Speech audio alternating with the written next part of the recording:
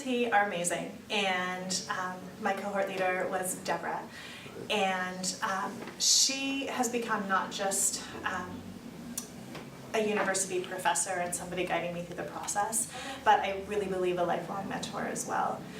They are so available through email, through the phone.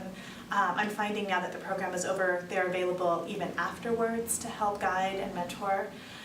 But they're extremely approachable and extremely knowledgeable, and they did everything possible to support me in this experience. Amy Petty was my professor, and she was very, very gracious in terms of allowing extensions if we needed them, with the understanding that most of the people in the program had families and had a job and were commuting. So they're very, very gracious as long as you give them a heads up. So that's one way they supported us. Another one was Amy was very, very responsive to emails and text messages. She networked for us.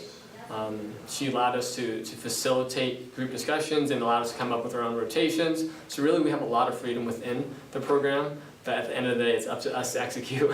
And so they provided a lot of support in those ways by giving us flexibility and freedom as long as we got our work done. Faculty and members in my cohort were a fantastic support for me during the IAL program, certainly in regards to academic work.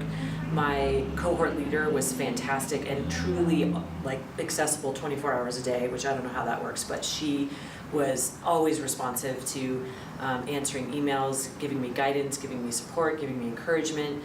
And my cohorts, my colleagues within my cohort were really fantastic to work with around academic work. But I think the biggest impact has been now that I am in administration. They are my support system, whether they're in my school district or elsewhere. And just last week, I went back to work and found that two people that had been in my cohort had just been hired in my district, and it was so fun to reconnect with them and realize that the support system that we created 2 years ago goes on, and I anticipate that it will for the rest of my career in education.